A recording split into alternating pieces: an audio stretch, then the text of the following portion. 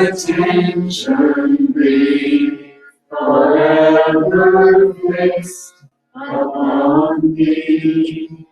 Let me love thee, let me serve thee, let me worship thee alone.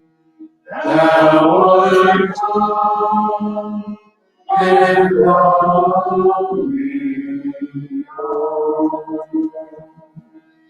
Lord, let my attention be forever fixed upon thee. Let me love thee, let me serve thee, let me worship thee alone. Thou art all and only.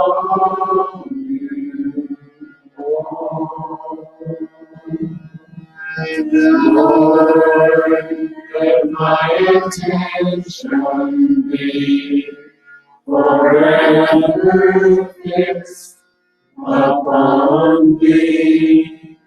Let me love thee, let me serve thee, let me worship thee alone. Thou art all and only.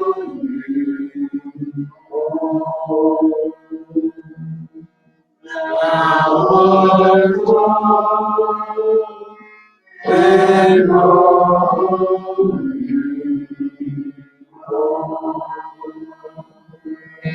Thou art all and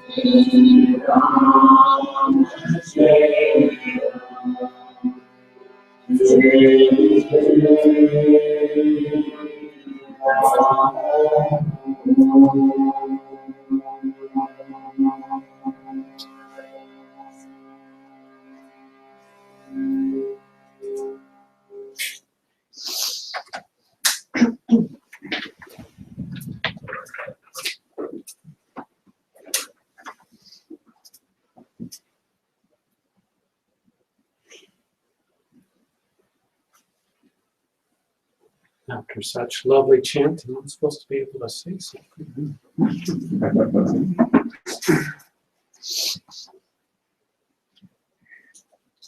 You can sign up for Thought of the Day from an Anandashram, and they send out a quote from Papa every day by email. And this morning's was, be a child in the hands of the Divine Mother. Know that at the basis of your life stands the immutable and unaffected Spirit of God, and that your eternal nature is the very nature of the Mother, who is but manifest aspect of the Supreme Lord. Dependence on and submission to Him in all matters contribute towards the realization of eternal peace.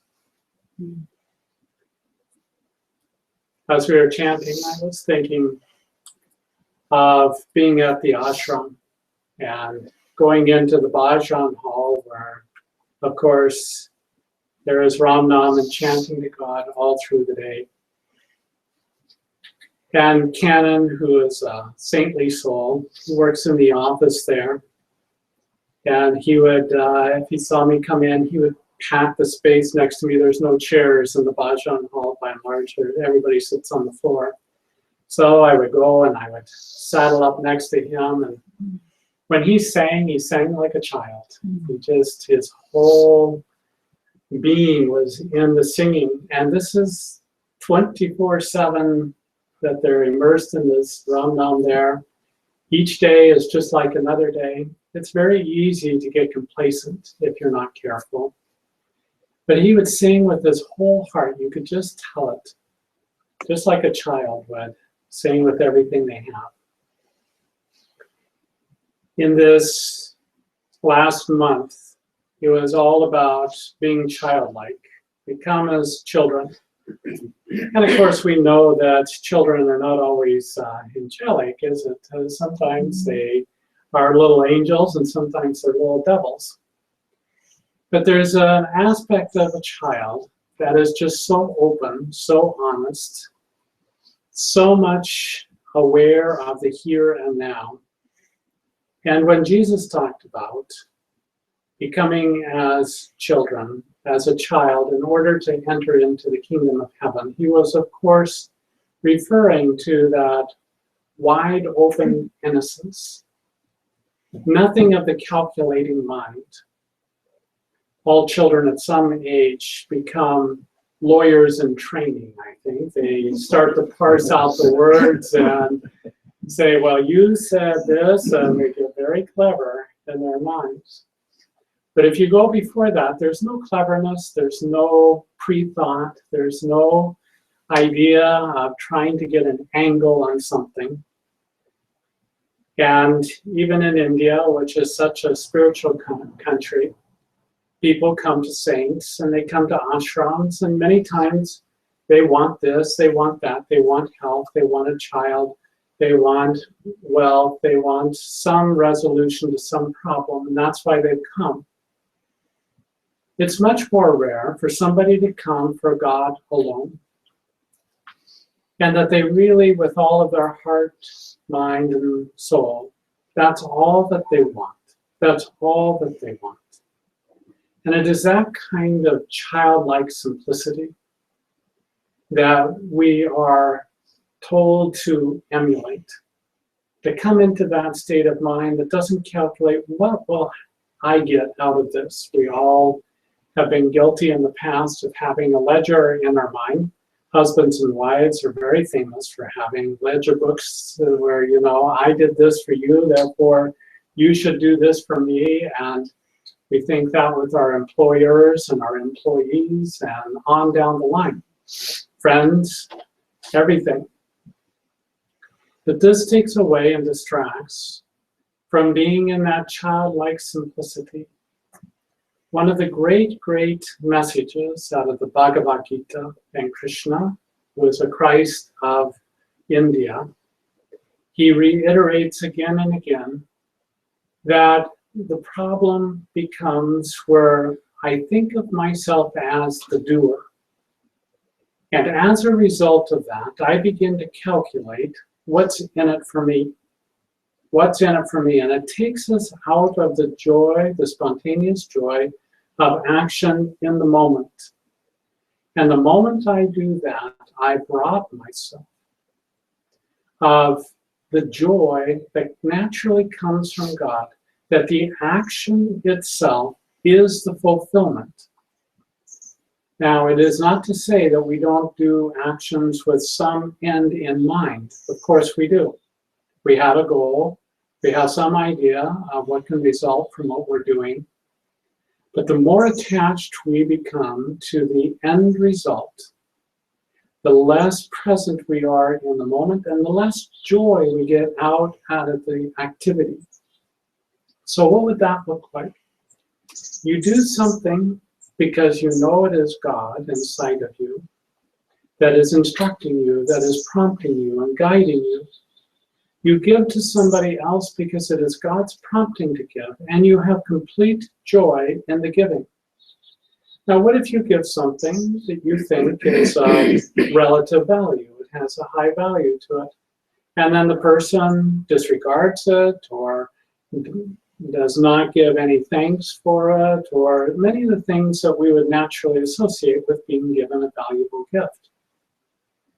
Does that then rob you of your joy? Do you get mad? Do you get upset about this? And if so, why? It is because we are attached to the idea that somebody else should be a particular something. They should have gratitude. They should show it in particular ways. And if they don't do it, then we are no longer in that spontaneous state of joy. So this is the thing that Jesus talks about, that Krishna and all the great ones reiterate again and again, is to come into that prime simplicity. Now, it does not make us a doormat by any means. There is the wonderful story in India where there is a saint who is walking through a village, and the villagers come to him and they would like his help because there has been a snake in the area that has been biting some of the villagers and causing death and illness, and is a real problem. And they're afraid to go out from their huts. And they can't harvest their crops and so on because of their fear. So the saint, being God-tuned, goes out and he finds the snake. And he says, "Mr. Snake, what have you been doing? You've been harming these villagers. I understand that you need to eat in order to survive, but you're not eating these villagers. They're not proper food for you. There's something out of whack here. There's something that's not in sync. So you must not bite any of the villagers anymore. Well, because it was the words of a saint, they penetrated deeply into the consciousness of the snake. And he thought about it a lot, and he decided that he would not harm any of the villagers. Well, after a while, the villagers got the idea that the snake would not go after them. Well, the children, instead of having fear, maybe a little bit of anger over what happened, or just mischievous spirits, but they started picking up the snake once they realized it wouldn't bite them. They would twirl it around. They would throw rocks at it. They did all kinds of things to it. And so some time passed, and once again, that same saint was passing through that village. And he inquired about the snake, and all the villagers said, oh, it's been the longest time since we've seen him. And we don't know where he is. So the saint sought him out, and he found the snake in a very bad condition. He was very emaciated. He had many wounds on him, and he is really in tough shape. And so the saint put his hands on the snake and provided healing energy where the snake started to come around and became conscious again. And he said, Mr. Snake, what has happened to you? You're in such bad shape. So he tells the saint the story. And the saint said, well, I told you not to bite. I didn't tell you not to rattle. Sometimes we need to rattle. Sometimes we need to get somebody to back off. Sometimes we need to get somebody to behave correctly. And we can do it sternly. We can do it with some energy behind it. But we don't put any venom into it. We don't put any poison into it. And we know the difference. We know when we're after blood. We know when we want someone to pay a price for something that they've done. And it's not the same as just simply standing up for what is true, for what is correct, and making that known. So this childlike kind of nature, Jesus said it in this way. He said, be as harmless as a dove, but wise as a serpent. So don't leave yourself defenseless, but be childlike. Walk into this world. Just think of how much of a daze most people are in. And you walk into a room, perhaps you're going into work or you're going into a social situation, and you have all the walls around you. You're not really aware of the people in the room because you just feel like you have to defend yourself from everyone and everything. And then you think about walking into that same room filled with the same people, and you let your light go out and expand and fill up everybody in that room. And you feel knowing oneness with all the people. Now, you may not know all of those people. It's not on an ego level that you're meeting them. It is in the consciousness that God is in everyone and is the ultimate source from which everyone derives their thoughts, their life energy, their ability to be in this world. And so you embrace them from that standpoint. And you feel that God is loving the world through you.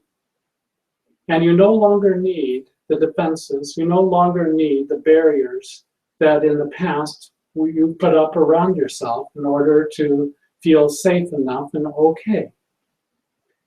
I've told you before about the experience I had when I was going to university, and I was walking across the campus, and through no volition of my own, it was purely an act of grace.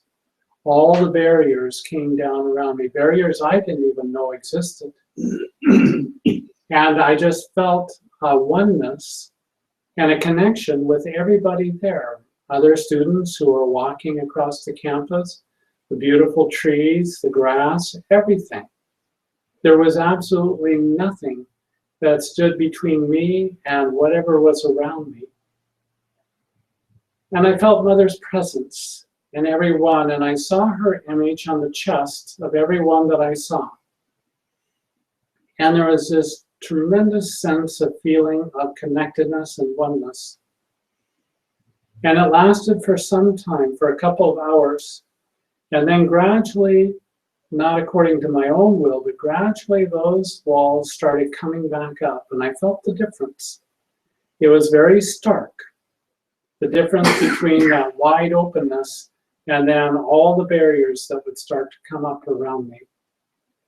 And I realized that was my work to do. I had been given a great gift to see what was possible once I took down those very barriers that I had put into place.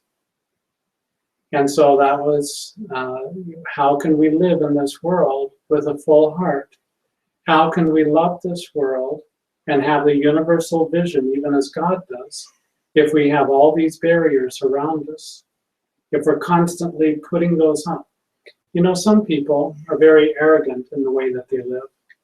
And other people will come up and they'll tell you every last thing that's wrong with them.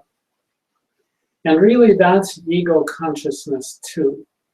Because what they're trying to do is they're trying to inoculate themselves. If I tell you every bad thing about me, then you have no ammunition to come at me with that can harm me because I've already said it. But it's a part of the calculating mind nevertheless. And so to be truly childlike means to be one with God. It means to have that love in your heart. It means to have that simplicity of going out into this world. Now, this isn't an easy thing to do. Once when I sat with Mother in a group, we were all having dinner together, and she put a shield all around the two of us. And I felt it. I felt just surrounded in this wonderful living essence. And she looked into my eyes and she said, "Why don't you love me completely?" And immediately I knew why. And so I told her a little bit about it. And she said, "Unless you love completely, you cannot have God." And I was in a real wrestling match for the next 2 weeks because it felt like a real risk to love completely without reservation. And finally, at the end of that 2 weeks, I thought, well, if I can't have God, it's not worth it. It's not, even if I should suffer disappointment and pain and difficulty, it's not worth it, because that's what I'm here to do. I'm here to realize God. And I really had to walk my way through it. Now, that wasn't the end of the story. It's not like I could just do it in a moment. But gradually through the years, I was able to go through all the different levels where I withheld. I withheld my love, not just from Mother, but from this world, from other people. I had to get rid of the ledger sheet that was invisibly in place up above me, that was keeping score. Had to live spontaneously if I was going to live in that consciousness, you see. So there's a lot about becoming childlike in spirit and to have that relationship with God. Both Papa and Master really identified with the role of the Divine Mother the most. And Papa, as he wandered all over India, Master, as he too wandered over India and then came to America, really relied upon the relationship with Divine Mother. It felt to them that Divine Mother was always looking after them. You know, the father, when he looks after the children, sometimes, well, as long as they have all of their appendages and everything seems to be in place, they're all right, and they're willing to let the kids take more of a risk, where the mother is much more concerned about not having anything untoward happen toward the children. And so there's a different kind of feeling between mother and father. But that the mother looks out after the devotee. The mother looks to every concern and wants everything to go very smoothly for that child. And so that's the feeling that they had. And they took it with them, and it wasn't a childish kind of notion. is a very highly refined, developed sense of relationship with God. And it is an openness, it is a trust, it is a faith that God is watching after them at all times. Now, for Jesus and for Mother, the Father aspects were appealing beyond all others. And it's very sweet to think of Jesus thinking of Abba, his Father, his Heavenly Father. And you look how he talks about his relationship with God. And it is so loving. It is so different in many ways than what had been given before. And he was willing to put out all that tenderness, all of that love, all of that devotion that he felt with God. And he felt that other people did the same, that this world would be a far, far better place. Mother talked about, in her mind, she would climb onto God's lap, and God was a man with a large beard, and she would kiss him on the cheek, and she would hug him and be held by him. Now, for somebody who doesn't have that kind of relationship with God, they may look askance at that. They may think that's childish or something of that notion. But when you have that kind of relationship with God, your heart just melts at that. You feel that it's like a running river that moves through you. It lifts you up. It makes you feel intimately connected with God. Now, if we are personal, that is, we as human beings, we have a personality, we feel ourselves to be individual, that God must have that same element in him. We are expressions of him. We are made in the likeness and the image. And that doesn't necessarily mean that God comes in a human form, although he can do that as well.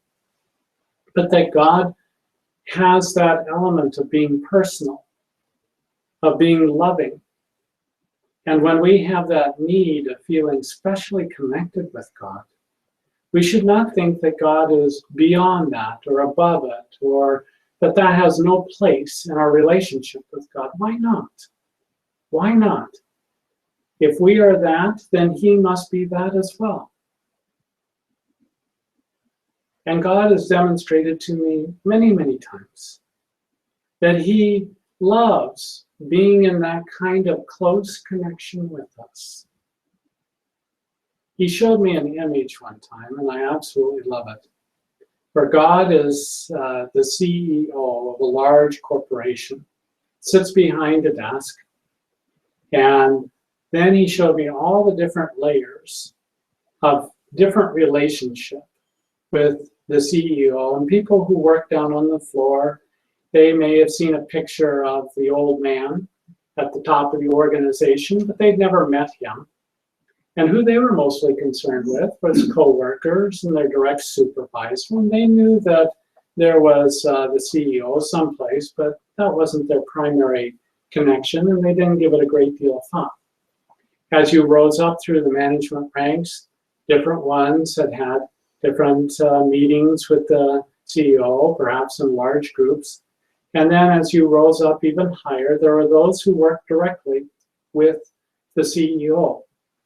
But they would come into the office and they would stand on the other side of the desk, and they were very respectful, but there was a distance. And then suddenly God showed me how the grandchild of the CEO burst in through the doors and ran and threw themselves toward the CEO, their grandfather, and how much the grandfather loved it. He absolutely loved it. He stretched out his arms and he held that child, and there was so much joy in the room. And all of the senior staff all looked aghast. They never knew that they could have that kind of connection. They would never be that presumptuous. But to think that the president of the universe is available to you, that you can have that connection, that you can jump into his lap, that you can merge into his being. You know, it's the greatest thing in this world. This morning, as I was thinking on God and feeling Him so greatly inside of me. And just this little bubble was around me that defined me as something separate from God. And I said, God, here I am. You must remove this bubble and make me the seed.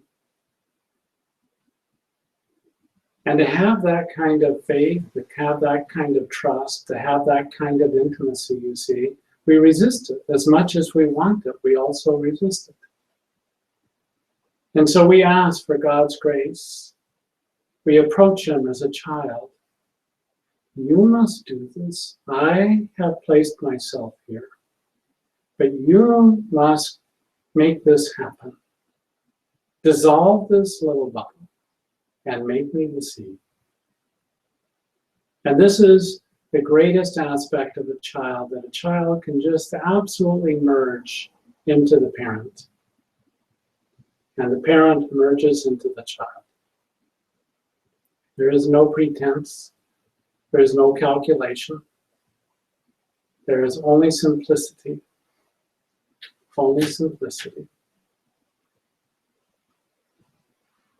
That reminds me, we were driving up here and I looked to the right and there's a sign on the house there and it said, love God, serve God, and live simply. Isn't that wonderful? It's out on the front of the house. So, with that as an introduction, turn it over to you.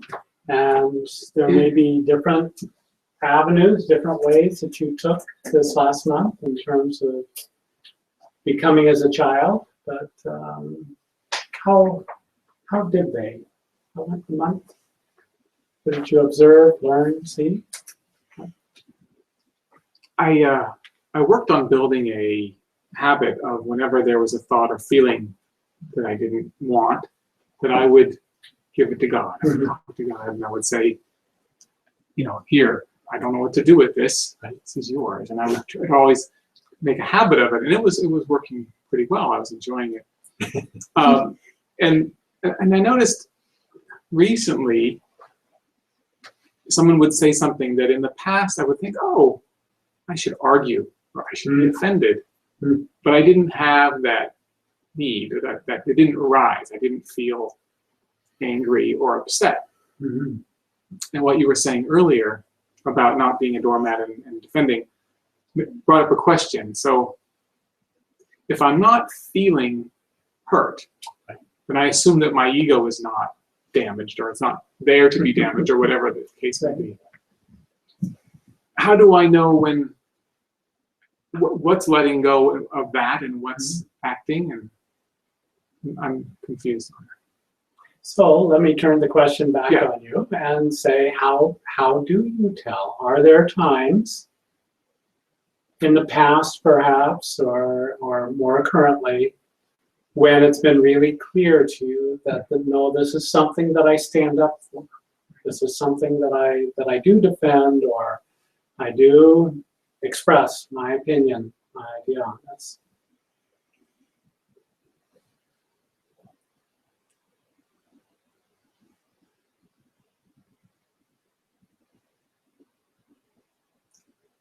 I guess I want to say if it's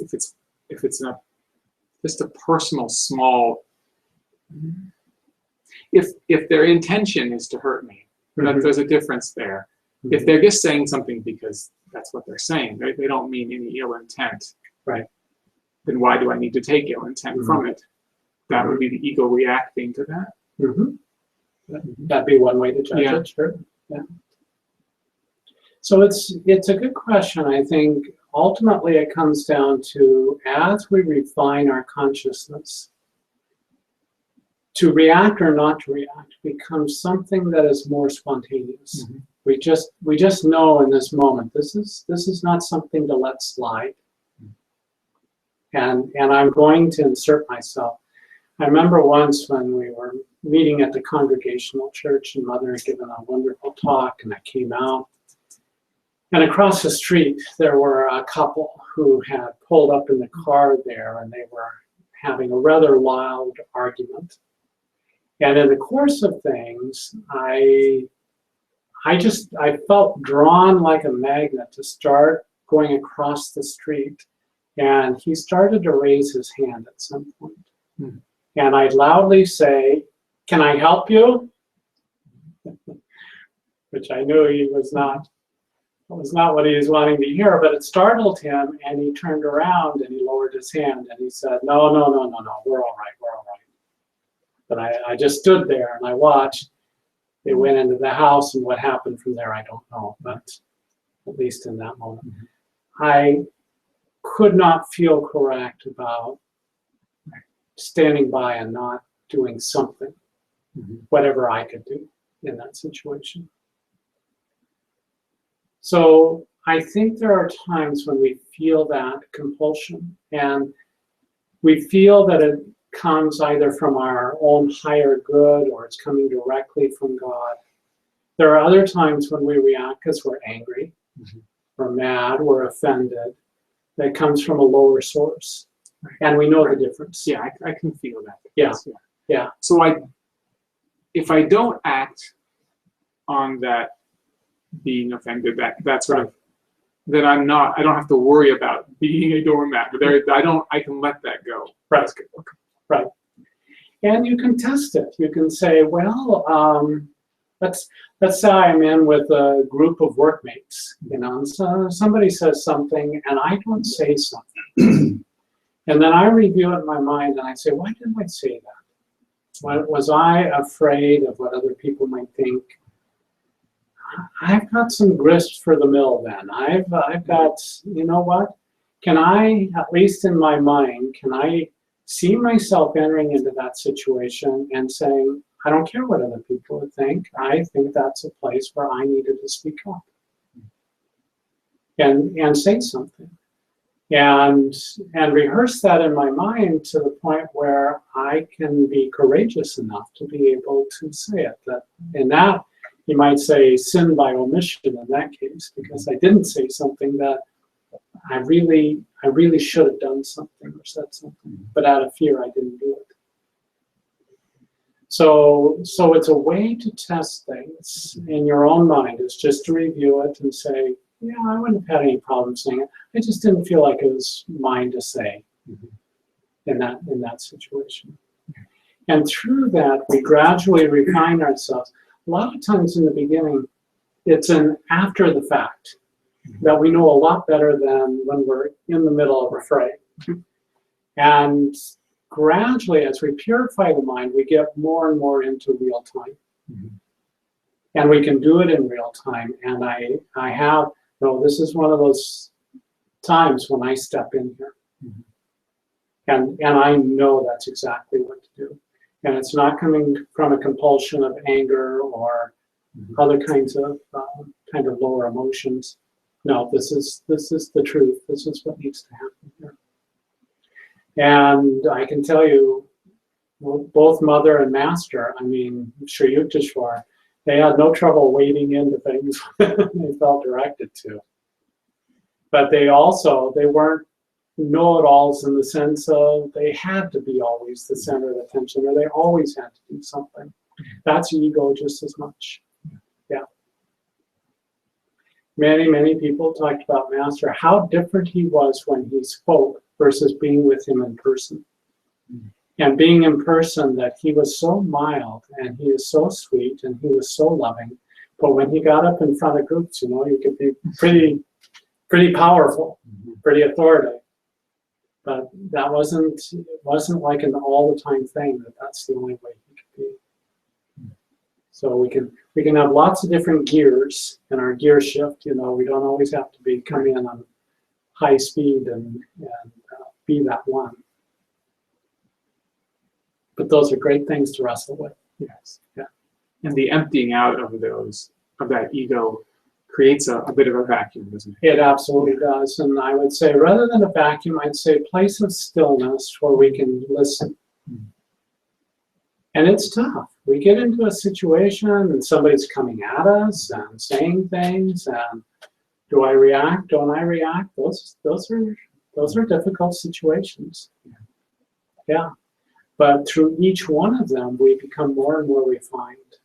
And through those experiences, we grow more able to know when to step in, when to step back. If we can imagine it like a dance almost, where there's times where we step in and other times when we step back.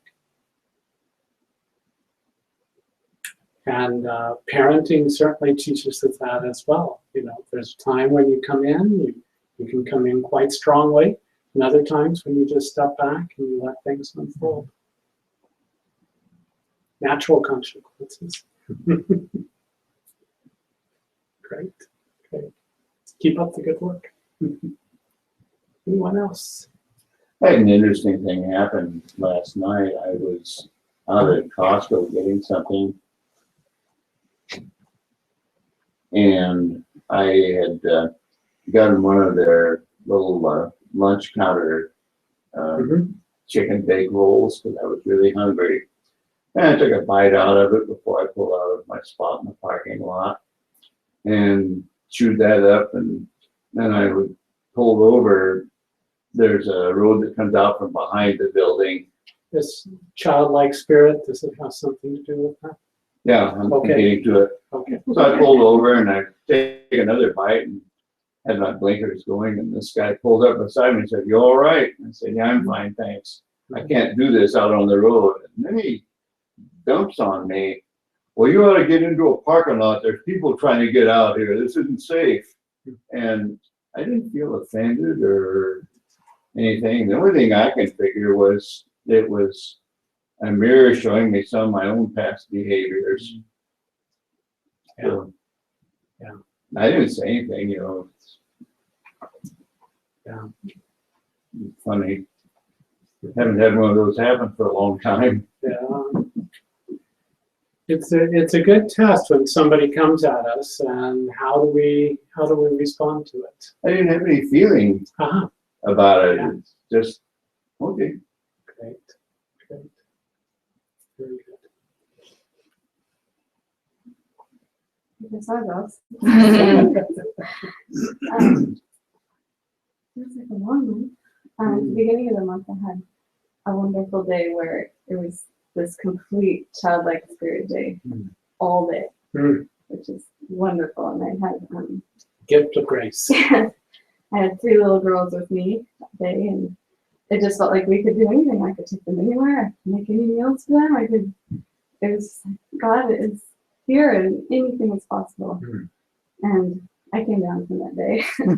But what I took from it, I kept remembering that day through the month and thinking, okay, this is possible to feel that way, you know, because it's been hard lately for me to feel that way.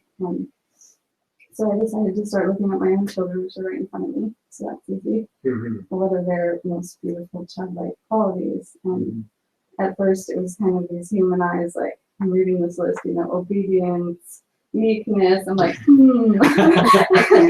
not sure I'm seeing that, but you know, I gave it some time, and then I started seeing these beautiful things that have always been in them, and is looking at them with different eyes. And you know, my almost 2-year-old, she is so open and unafraid, and she just goes out, and every person that we go by, she'll go up and go, "Hi," you know, just like that, and with this sweetest, most open, like, "You're part of my royal family." You know, saying hi. Everyone responds to it, and so I think that I've been more friendly, just out in the grocery store somewhere, whereas I would kind of avert my eyes and just try to focus on, I'm here to do this, and more, just try to follow her lead a little more. Her doing that allows me to be more outgoing, and that kind of thing. The other thing I've noticed in both of them is how much they just want to help, and they don't have any, "Oh, if I take this on, I'm gonna be tired," or "What is it gonna look like? What's the end gonna look like?" They just really love. The monetary gain comes a little later in life. Yeah, so. How much do I get? So right now it's like, right now yeah, if it's you all give them a free. job, they're the happiest things on the planet. And yesterday, my husband was saying, "Oh, look how helpful they want to be. We should really make this work for us." And he was kind of joking, but kind of not. And I said, "Oh no, I think we should learn from this and think, how much can we be helpful and follow their example and not attach ourselves to any of it, but just the joy of helping, like you were talking about." Yeah. So I'm learning a lot from them. And then one more thing is, if there's ever kind of a conflict in our home, they get past it and it's just done. And with me, I might kind of think, well, 2 hours ago that behavior is still shaking me, and they're just done. Yeah. I love you. Moving on. Okay. Yeah. So it's really neat to have that in front of me. It's like I had some blinders on for a little while, and they're kind of been taken off. Great. Sounds like the best thing we can do is learn from our children. Yeah. Wonderful. Many years ago, I was a first grade teacher in an inner city school, and many of the children had great problems. And I was learning, I was still a fairly new teacher, but one of the things I realized was how those children needed love. And so I made it a practice that no matter what, I always stood right by the door when they came into the classroom. And it was a very simple thing to do, was to acknowledge them and tell them good morning, Jack, or whatever. And it was interesting because you could see their eyes come alive because they had not had a lot of that kind of family. And so both of our daughters are teachers, and as they were learning to teach, I told them about it. I said, don't ever feel that you're too busy to acknowledge that child is in the classroom, whether they're big kids or little kids. And they have put that into practice. It's kind of interesting. So it was my little test to learn, and it also made me feel good, of course. And our day went much better. Wonderful.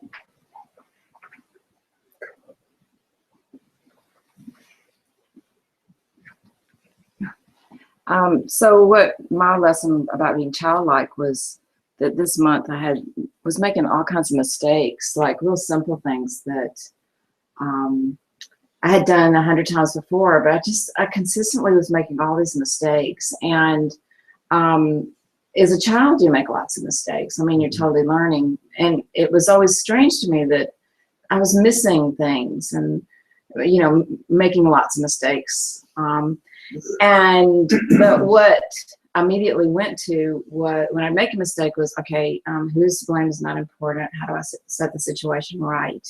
And that was kind of my go-to thought. And then I would do that. I would act on that. And how much, what a gift that would have been when I was a child to have that thinking, because as a child, and I carried it on to my adult for many years, that I just completely beat myself up. I'd spend days sick about a simple mistake I made. I mean, I'd spend days, weeks upset about something that I had done that it was a mistake I made, in this whole perfectionist business and stuff. But yet as a child, what that would have made my life so much freer as having that sense of, and then, and like Brianna talked about how the kids, they recover so quickly, but I didn't as a child. I carried stuff, with me, and, guilt and shame and, the whole list. But, so I really noticed what a difference, by making mistakes, and then how as a child I did that, but that now as an adult, I shift to, okay, who's to blame is not important. how do I set the situation right? Mhm. And more, and then I'd get kind of past even who is to blame. It's more like, how do I set the situation right? Mhm. And so I thought that was really helpful practice, in thinking about being childlike. Helped me. I think that's enormous. And as we've talked about before with the story of the Garden of Eden, and how, as the story unfolds, Adam and Eve walk in the garden. They walk in communion with God throughout the day. They're easy, they're peaceful, and then through willful volition, they choose to take themselves out of the garden through their own actions, through their own behavior. And that the first consequences of their behavior of acting separately from God is that they are afraid and they are ashamed. And I too came into this world with healthy doses, so I shouldn't say healthy because it wasn't healthy at all, large doses of shame and fear. And how much that influences and just disturbs us and makes our life miserable. And that you can see the Bible as a story coming full circle back to when Jesus is then at the Garden of Gethsemane. He's once again in a garden, and this time he's having to face something, and he's afraid, but he surrenders and submits to God's will. And ultimately it is not my will, but thy will. And it is that full circle of coming from Adam and Eve, willfully going against God's will, took them out of the garden. And then the story's not over. Jesus still has to go through all the experiences, but then eventually is freed from everything. And freed from fear, freed from shame. And you think about him going through those experiences, and as the story is told, he's treated very shamefully by the priests, by the soldiers. They do everything they can to shame him. And it's a fearful situation. This is a painful, painful death that he's going to have to go through. And yet, as the story unfolds, he's not afraid and he's not ashamed. And he's so filled with compassion at the end that he's asking God's forgiveness for the people who are doing this to him. And I thought one time of a tree, and if you have this wonderful fragrant cedar tree and you lay an axe into that tree, what do you get? You get this wonderful fragrance that comes out of it. And the more you hatch it into that tree, the more that fragrance exudes itself. And as Jesus was hacked into, what do you get? You get this wonderful fragrance of God. Forgiveness, love. He's thinking about his mother. John, will you take my mother? You are now my mother's son. You are now the mother of John. So loving, so gracious. And it's almost the more you cut into it, the more that fragrance exudes itself. So in our own nature, for us to return back to that garden, to take on those qualities, and to free ourselves of fear and shame. It's amazing how much fear and shame rule our lives. And for us to begin to imagine a life without them. Either one, they're not useful, they're not needed. And to really feel that we can live in this life without fear or shame is a tremendous, tremendous thing. And maybe the last barriers between ourselves and full divine consciousness. So that's wonderful. And I love the poem, the prayer from Anandashram. Who is to blame is not important. I always hear Swami Vivekananda saying that. Who is to blame is not important. Only how shall we set the situation right? Tremendous words. I think a lot of this fear and shame was trained into us by our parents with all good intentions. The world's filled with it. Yep. But to free ourselves from it is a huge, huge task that's in front of us. It's a real climb. But to be free of it is such a treasure. Oh, Such yeah. a treasure. Open the windows and let some fresh air in. Exactly right.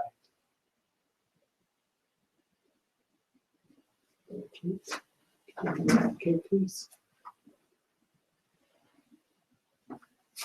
Well, as I was reading the lesson from this last time, and I was trying to think what would I focus on, and the title was "Nothing is Hidden." So I started thinking about what is still hidden inside myself, and then what needs to be brought out and what doesn't need to be brought out, and that all led me into thinking about truth and how Papa says the truth is so important.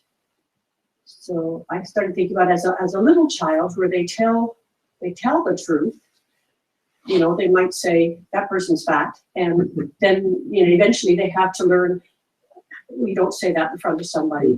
But children aren't entirely truthful in the sense that they can also have this fantasy world that they talk about, that they will state as truth in some ways, but it's really we all see it as a fantasy. But at any rate, society then teaches us to make little lies in order to live in society.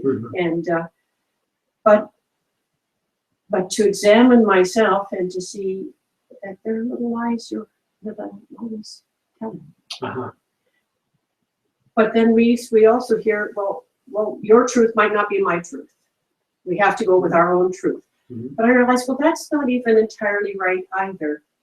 It's God's truth. And when God's truth, when we're aligned with that, we might say something that doesn't appear to be true by everyone else.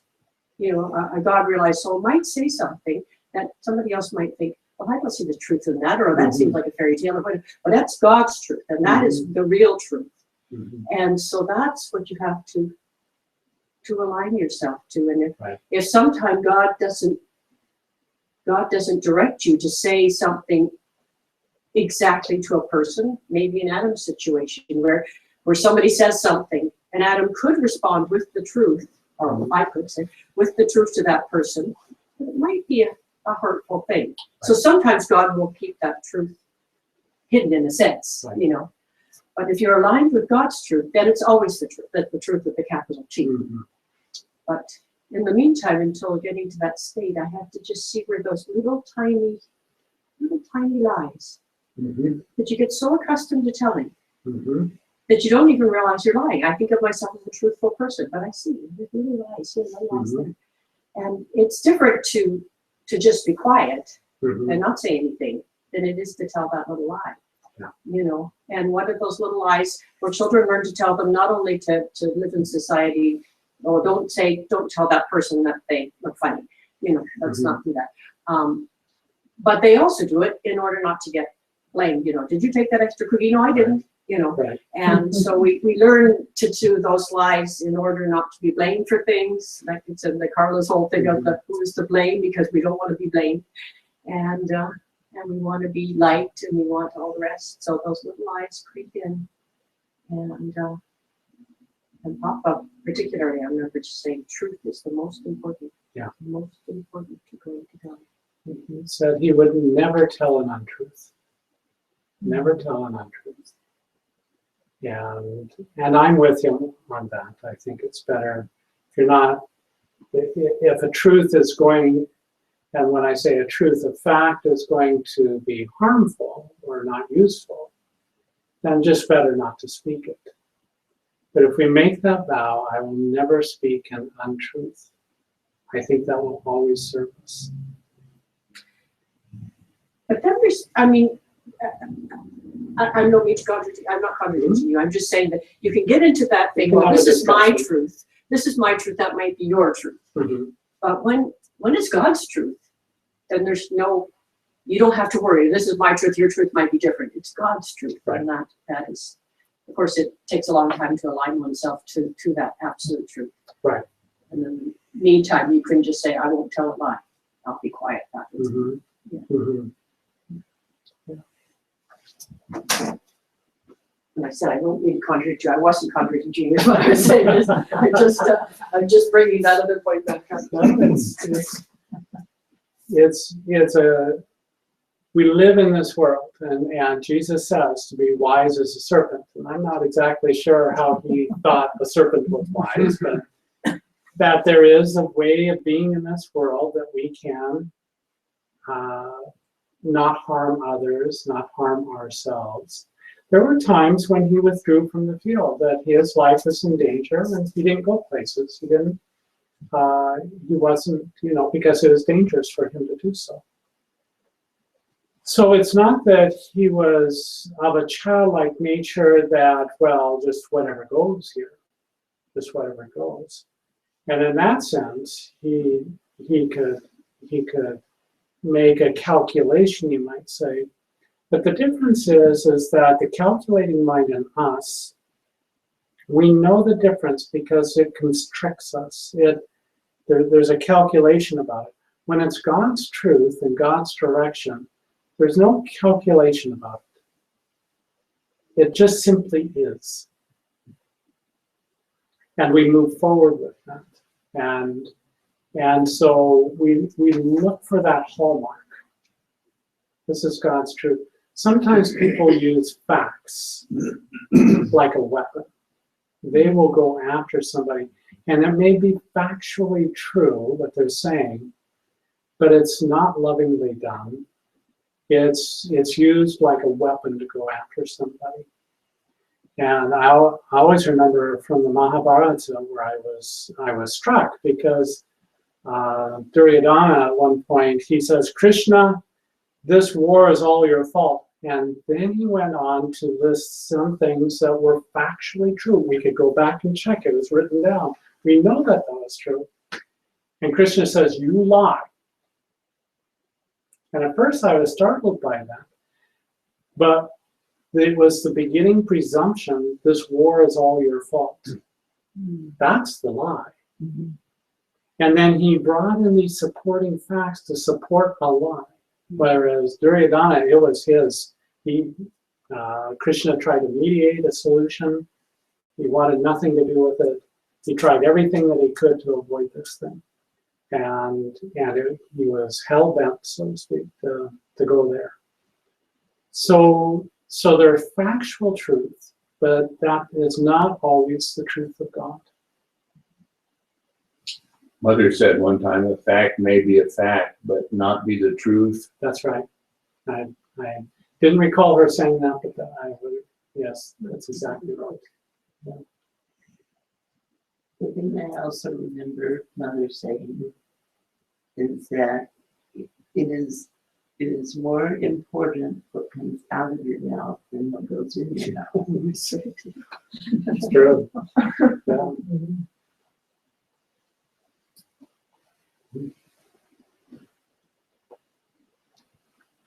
Well, one of the things I got from this class is the sense of simplicity in childlike at its best for me, because I know there are times when it becomes too complicated all around me and I'm hearing things that I don't want to hear and seeing things I don't want to see.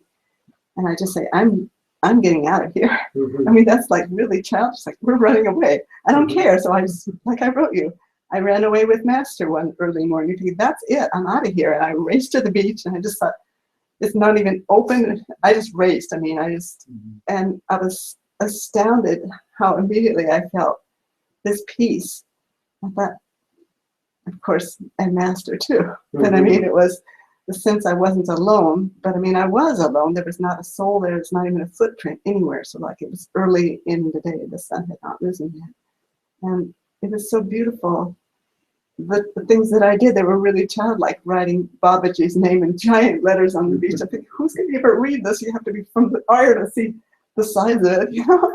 And then, you know, just different things, you know, taking photos of tiny little details of the landscape. And And I remember thinking, that's just the way I am. I'm just become a simpleton. I mean, Mm. and stubborn. Like, I'll just say, I've had it. I'm getting out of here. Well, where do you think you're going? I mean, really, I just want to go with God. So do I really have to run away? I didn't really, because I noticed right away. I'm in a state in my own room, and I'm told go within, and immediately I obey because it's the thing to do. Yeah.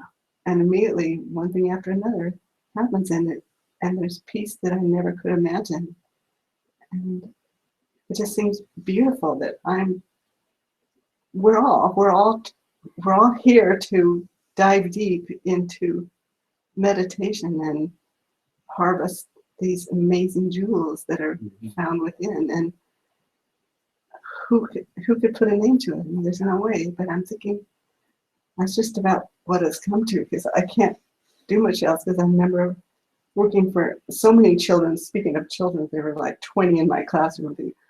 There's a lot of shoes to tie when you can't feel with your hands, because I was just starting to get MS and think, I can't feel with my hands. And, well, there's 20 coming today. I thought, okay.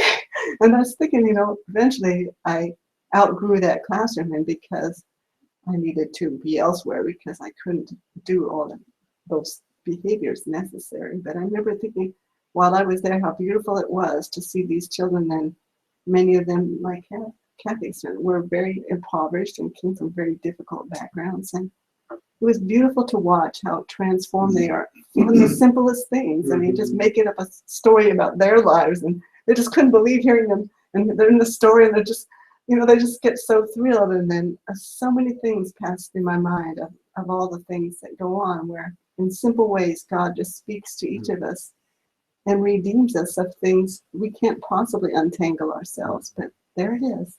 That's my offering today. Seems like Wonderful. Run Away with Master was just a start. And I think of God as the prime simplicity. Mm. And we see all of this complexity and all this diversity that has sprung out. But it's all sprung out from a prime simplicity. Mm. And that when we return to God, it's very, very simple. We think when we started this path, how many questions we had, how many things we wanted resolution to. And then we enter into God's being, and it's as if all of those things just simply fade into the background as unimportant, because it's that primary relationship with God resolves all of those questions, all of the doubts, everything that we've struggled with for so long. And suddenly we're just happy to be in the lap of God.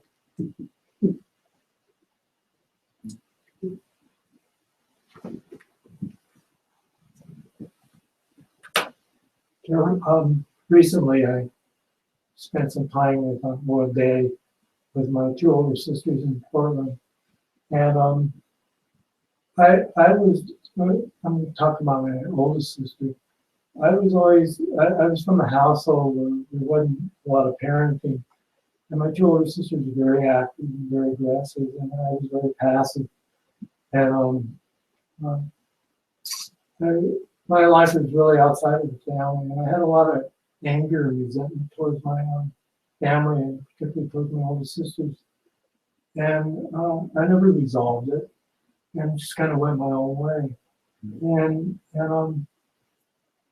over time, my second oldest sister, we do have a relationship. I never worked on a relationship with my oldest sister. I think my attitude was it's just impossible, and it's not worth it, and stuff like that. And so, since I've moved here, went back to the West Coast, I do see them more. And since I've come to, even last year, the 2 times when we flew to Washington, I went to visit them both times. And so I thought, no, it's not going to happen or anything. So after the 6-hour meditation last month, the following day, Sunday, we spent there with them. And I must say that I'm usually not this way, but I was really her servant all day. And I was just mild, and physically she's really has issues because she takes a lot of medication. She doesn't work out or anything like that. She's about 10 years older than I am, which puts her in the mid-70s or close to the 80s. And I was really just her servant that day. Just really slowed down. And it really, and you know, I just, the past is the past, up to God. And if she ever wanted to talk about it, I'd be willing to. But I don't, you know, I really saw that to bring anything up, to hold on to anything more, it's just, this is different now. So, and that was, you know, maybe it was, probably was, 6-hour meditation might have had something to do with it. But it was me who did it, with God. With God. Yeah. Just, and you can say what you like or not, but in that, the feeling nature of that, as you felt just to be of service to her, what did you experience? What did you feel actively as you did that? I felt so mild and so positive and so, you know, my usual wants, whatever, you know, some of them were there, but what was stronger was just to be with her because I really enjoyed it. Yeah. I really liked being that way. Yeah. And there's something bigger than me that knew that I wasn't so perfect when I was young. I might have thought that I had all this resentment and all these reasons and everything like that. It takes two to tango, and I know I wasn't perfect. And here was a chance to maybe begin to cure something that I took part in to make it not at all, I feel, in fact, quite negative. Yeah. So, I don't know if I answered your question. You did very well, yeah. And I just think of the invisible ledger sheet just starts to melt, just starts to evaporate, and what I did, what other people did, what they did to me, all of that, things that seemed very important to us at one time. Maybe we wanted revenge for it. Maybe we wanted just to get away from it and never have to look at it again. All of those reactions, it just all dissolves into that sea of consciousness. And there's just no reason, no purpose to carry it forward any longer. We just don't see it. We don't get it. And I think with realization, it's the thing that happens that resolves all of our past, how many ever lives we may have ever had, all the different roles where we've played the devil, all those times when somebody else played the devil towards us. It's an impossible task to balance all of that out, in a sense, until you enter into that divine consciousness, and then suddenly none of it makes any difference anymore. Yeah, all those issues resolve themselves. And that's what frees us. That's what frees us. And it's just, it turns into a burden. Why would I want to carry that forward even one step, even 1 second more? It just doesn't make any sense to us to do that. And what we realize is by carrying those burdens forward, we really punish ourselves because we don't live freely in the moment. And when we get that, it's in our own self-interest. Whatever somebody else did to us, it's in our own self-interest to let it go. It's too hard. It takes too much energy.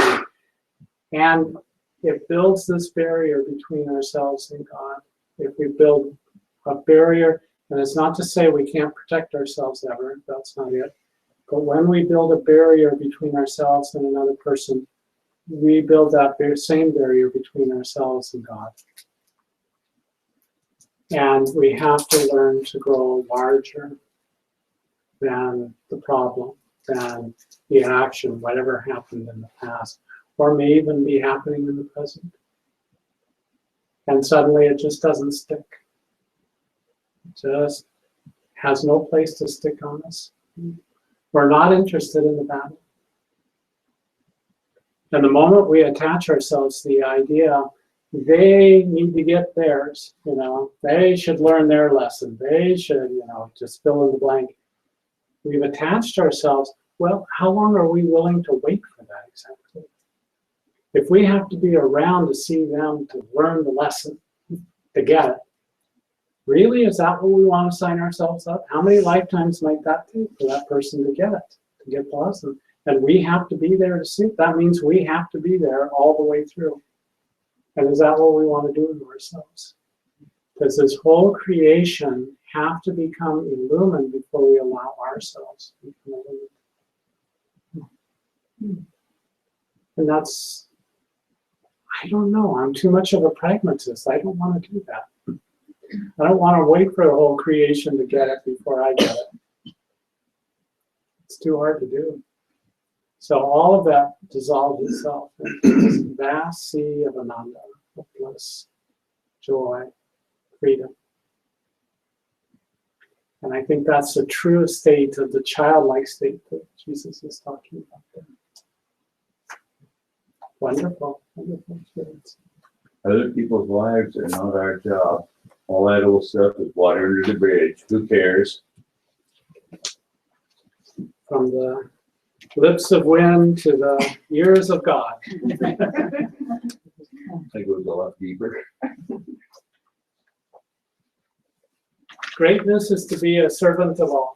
I added up our classes, how many classes we've had. This is our 33rd class, the last class, Christian yoga class in this series. So I thought, well, that's interesting because Jesus is said to be 33 years old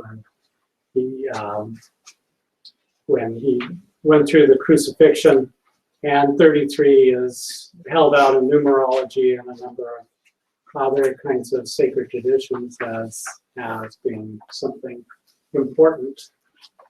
So with this, we'll be ending our class, and I suppose it's a state of knowing God. It seems like there's so much more to go through, there's so much more to know about all of these great, great teachings. And in that sense, we would never know it all. We would never know it all. And that can seem a little bit depressing if you're just trying to think of it from the point of intellect. Oh, I'll never know it all. But when you have a spiritual perspective, that's quite exciting, because God is ever expanding, ever new. There's always new parameters. There's always new horizons to know. And the difference is that if we think knowing it all is what brings us completeness, then that would be a depressing thought that we'll never know it all. But our completeness comes in that prime simplicity of being with God. And as a result of that, now in our union with God, our oneness with God, we go on to explore his infinite nature. And that's when it becomes exciting. Unfortunately, I think many people think of God realization almost as an ending point. Life ends almost, and some of it is the language used, death of the ego and those kinds of things. But God being infinite, God realization is really a beginning point. It's a launching point. It's entering into a new life, a new relationship without any limitations of the human ego. And so I want to read something. I have some wonderful Bible quotes here. And this comes from Mark 9. And they departed thence and passed through Galilee. And he would not say that any man should know it. For he taught his disciples and said unto them, the Son of Man is delivered into the hands of men, that they shall kill him, and after he is killed, he shall rise on the third day. But they understood not the saying, and were afraid to ask him. And he came to Capernaum, and being in the house, he asked them, what is it that you disputed among yourselves by the way? But they held their peace, for they had disputed among themselves who should be the greatest. Apparently they didn't have Muhammad Ali there to let them know who the greatest was. And he sat down and called the 12 and saith unto them, if any man desire to be first, the same shall be last of all and servant of all. And he took a child and set him in the midst of them. And when he had taken him in his arms, he said unto them, Whosoever shall receive of such children in my name receiveth me, and whosoever shall receive me receiveth not me, but him that sent me.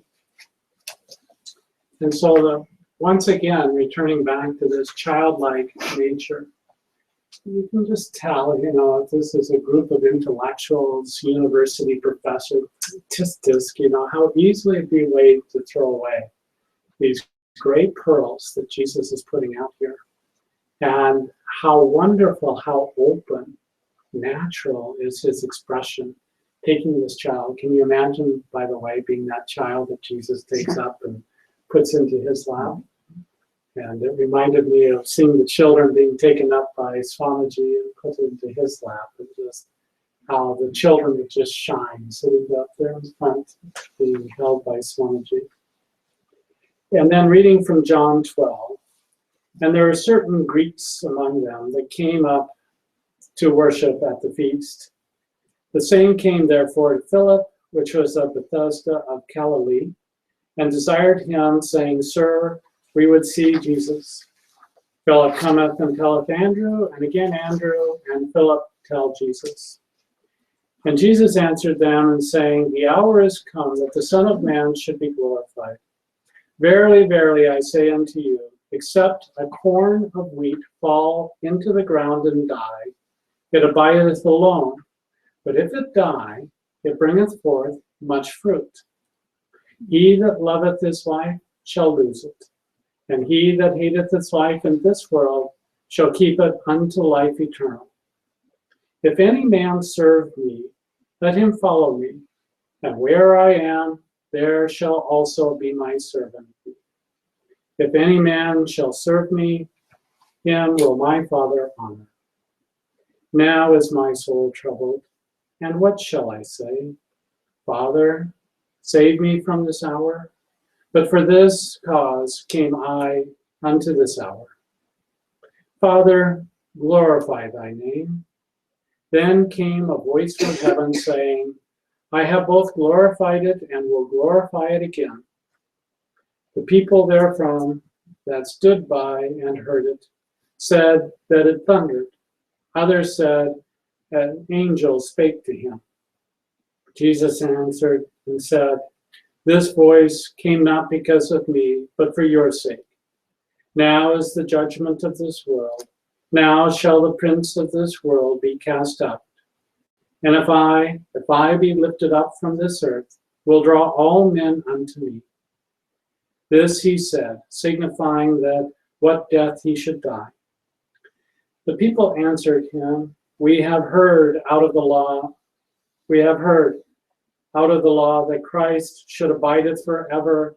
How saith that the Son of Man shall be lifted up? Who is the Son of Man?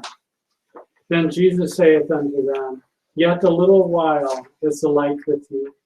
Walk while you have the light, lest darkness come upon you. For he that walketh in darkness knoweth not whither he goeth.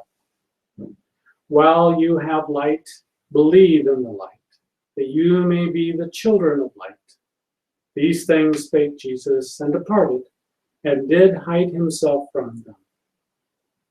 But though he had done so many miracles before them, yet they believed not on him. That the saying of Isaiah the prophet might be fulfilled, which he spake, Lord, who hath believed our report? And to whom hath the arm of the Lord been revealed? Therefore they could not believe, because that Isaiah say again, He hath blinded their eyes and hardened their heart, that they should not see with their eyes, nor understand with their heart, and be converted, and I should heal them. These things saith Isaiah, and when he saw his glory, and spake of him. Nevertheless, among the chief rulers also many believed on him, but because of the Pharisees they did not confess him, lest they should be put out of the synagogue. For they loved the praise of men more than the praise of God. For they love the praise of men more than they love the praise of God. Jesus cried and said, He that believeth on me, believeth not on me, but on him that sent me. And he that seeth me, seeth him that sent me. I am come a light unto this world, that whosoever believeth on me should not abide in darkness. And if any man hear my words and believe not, I judge him not. For I came not to judge the world, but to save the world. He that rejecteth me and receiveth not my words hath one that judges him. And the word that I have spoken, the same shall judge him in the last day. For I have not spoken of myself, but the Father which sent me. He gave me a commandment, what I should say, and what I should speak. And I know that his commandment is life everlasting. Whatsoever I speak therefrom, even as the Father saith unto me, so I speak. Greatness is to be a servant of all. To be truly great in life and realization, become the servant of something greater than yourself. You may say, I do not want to be a servant, I want to be the master. And yet we are all the servant of some master.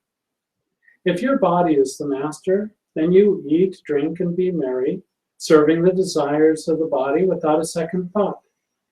If your ego is the master, then you cater to the things of the ego.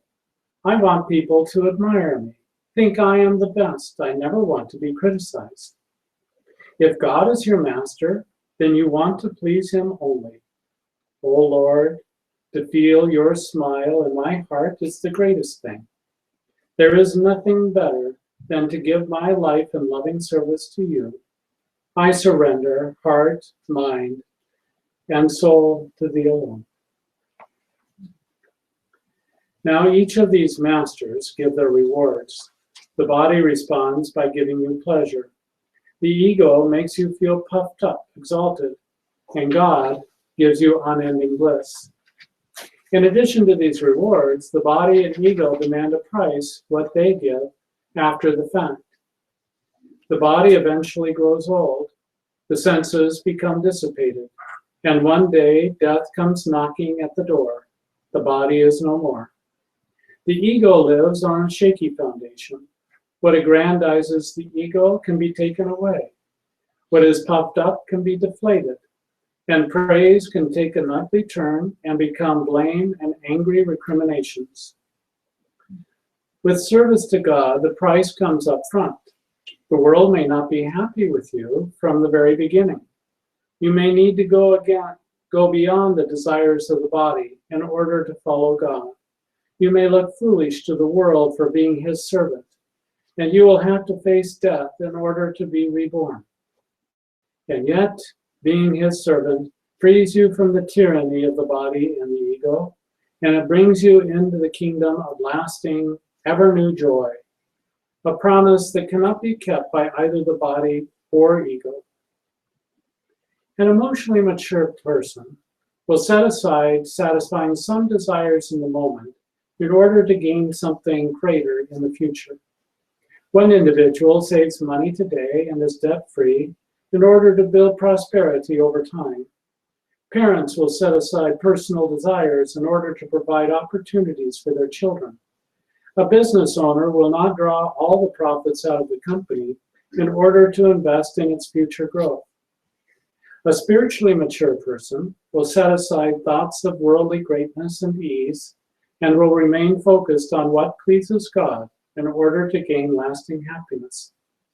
A worldly-minded person may say, there is no God, you're only serving yourself or some delusional concept of a God. However, the mystic has direct experience of the divine, and there is no doubt in his or her mind that there is a living awareness of a supreme consciousness, much greater than the human mind. We begin the journey by learning the do's and don'ts taught in all the great scriptures that help to wisely guide our choices in life. telling the truth, doing no harm to others, etc. We are ready to dive deeper into the ocean of consciousness.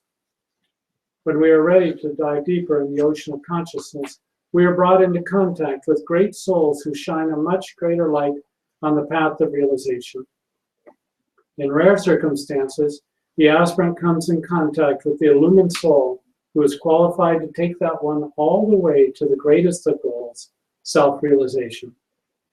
Whether that one is called a guru, a rabbi, an imam, or a shaman, the relationship with the true teacher clears the way for the disciple to make his or her way to the pinnacle of illumination.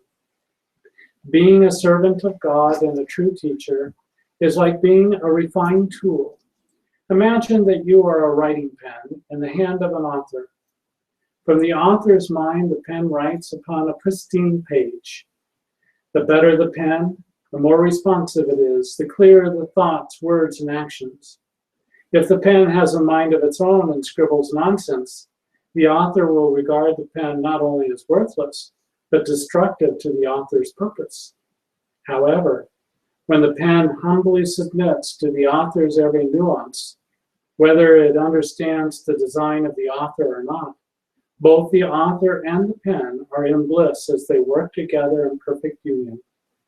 To be that perfectly surrendered instrument in the hand of God, writing the pages of life, is every thought, word, and deed. What perfect joy there is in that union.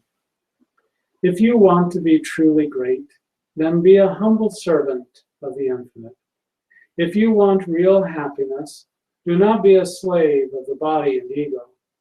And if you want life eternal, then die daily and merge into the infinite the infinite ocean of God consciousness. And this comes from a talk of Mother Hamilton's, The Ego, that she gave on November 17th, 1960 in Portland, Oregon.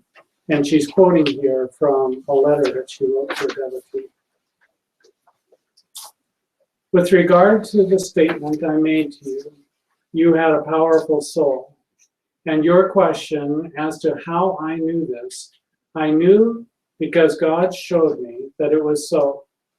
Now that you have given up the old life and you have turned your face toward God, this is good because we are told, thou shalt love the Lord thy God with all of thy heart, with all of thy soul, and with all of thy mind, and with all of thy strength.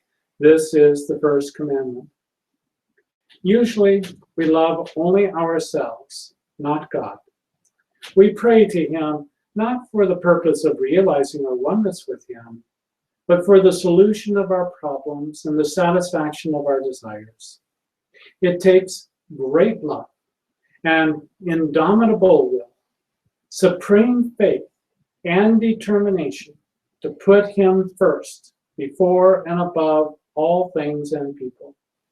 Only a powerful soul has the courage to surrender himself completely to the will of God, to become as innocent as a little child, and humble enough to become the servant of all. Think not of which is either good or evil in yourself or in others, but only of your infinite beloved. Keep his sweet and holy name ever upon your lips and worship him with adoration. Realize that God is the sole doer in the universe, and that you of yourself are nothing. Said the Christ, I myself am nothing. It is my Father who doeth the works. Let every thought, every word, every action be dedicated to him alone. And the day will come when he will lift you up into the paradise of your own being, where you will rest forever in his arms of everlasting bliss. Then truly, his will be done in earth as it is in heaven. If you accept what I teach you as the truth, know that it is not gained through intellectual study in a theological school, nor was it garnered from books, nor from people, but from within my own temple, wherein I found the living God. Let me hear of your progress regularly, and I will write to you as often as possible in accordance with his will, answering any questions which you may have and any teaching and teaching you as he directs. May God's love shine forever upon the sanctuary of your devotion, and may your soul softly open in prayer to receive his light. Isn't that beautiful?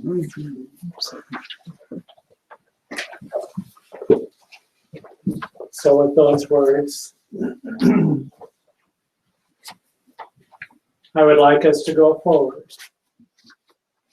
And as we go forward, we can hear many words, we can read many books, but unless we take something to heart and really go to work on it, and that's what these classes have been for, to take some element of truth that's been expressed in one of these lessons, and to take the month to go deeper with it, to understand it on a daily basis, and that we should continue in that journey.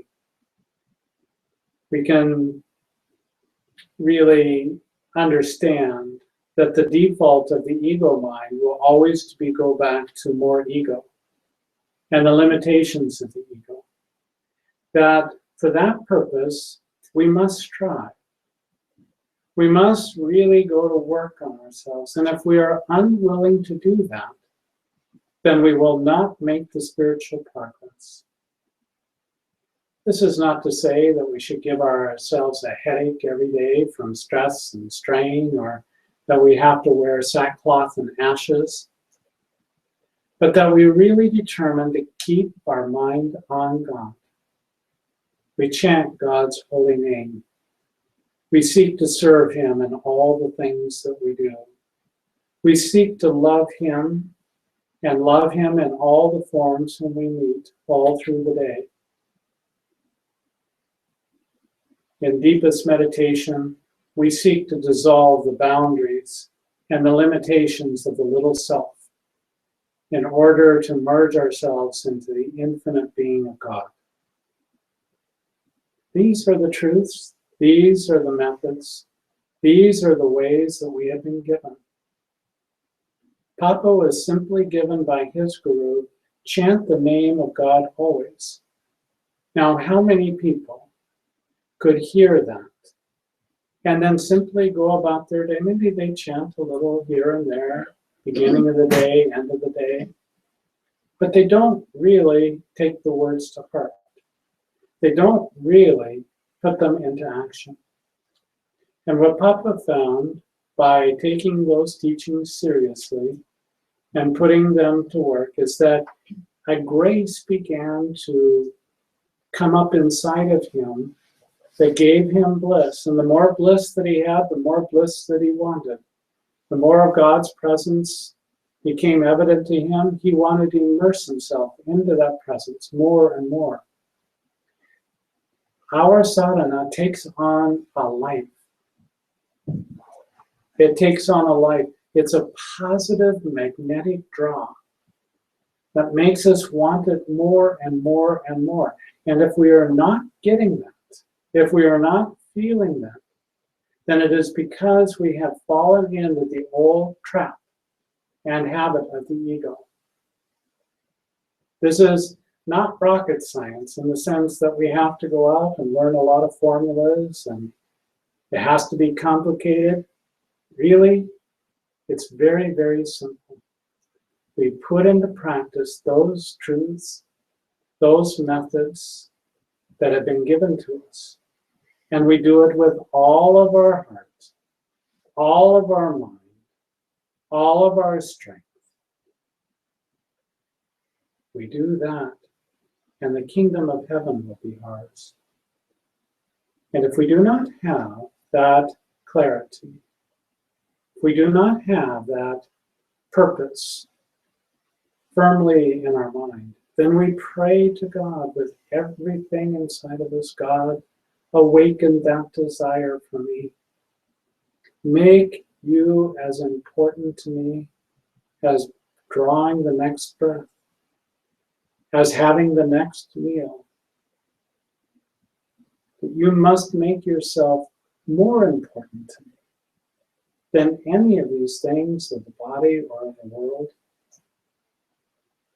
And you pray with everything that you have in you for that grace. And then when that grace comes to you, you treat it with the greatest of sacredness. You hold it dear in your own heart. You don't cast it easily aside. It can happen. It can be feeling God, living in God's presence, and suddenly the ego mind puts a wedge in there and begins to insert itself. And suddenly the things of the world become more important than the things of God. We love the praise of man more than the praise of God.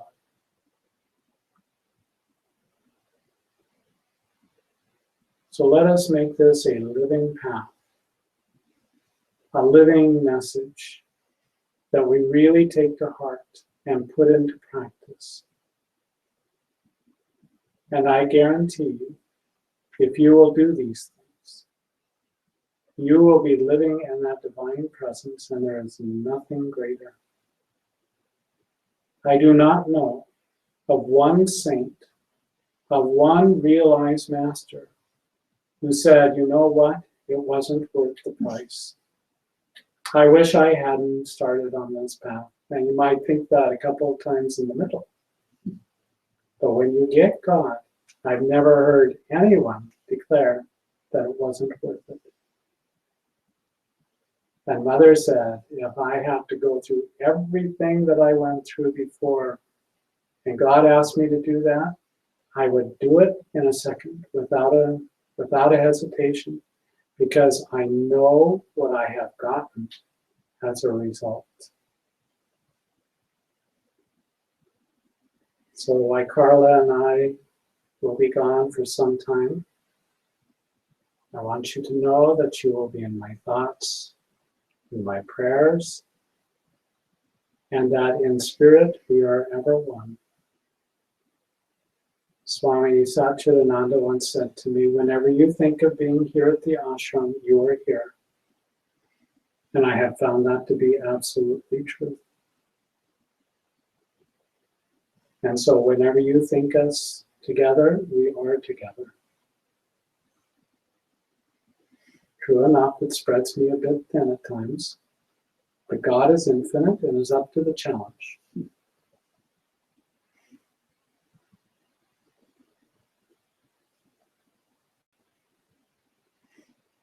Om Shri Ram Jai Ram Jai Jai Ram. Victory to God, victory to light. And all the blessings of God, Christ, Gurus. I have loved these classes that we've had focused on Jesus. It's always held a special place in my thoughts and in my heart. I remember as a child being told stories of Jesus and thinking, what will it be like to walk with the Master? A tremendous God-man, tremendous avatar.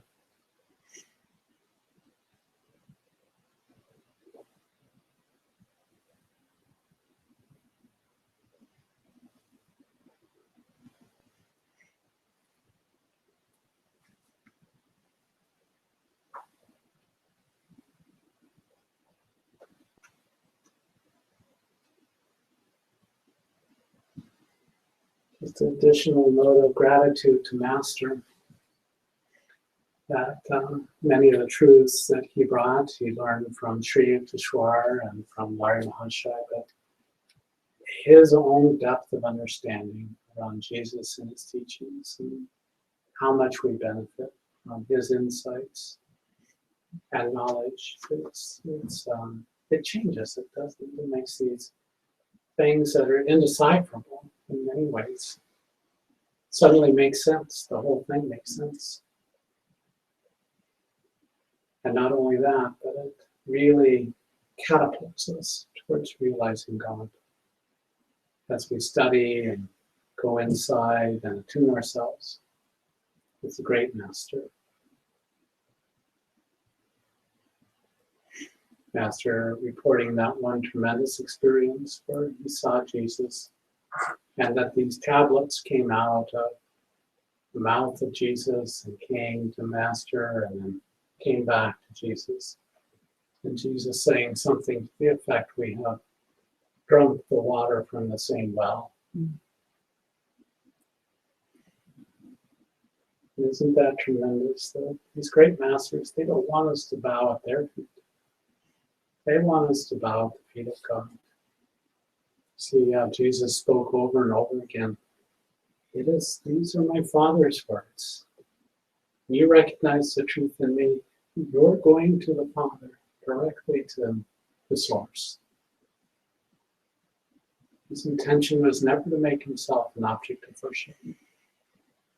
That his teaching should rise up and that men everywhere should seek out their oneness with God, even as he found it.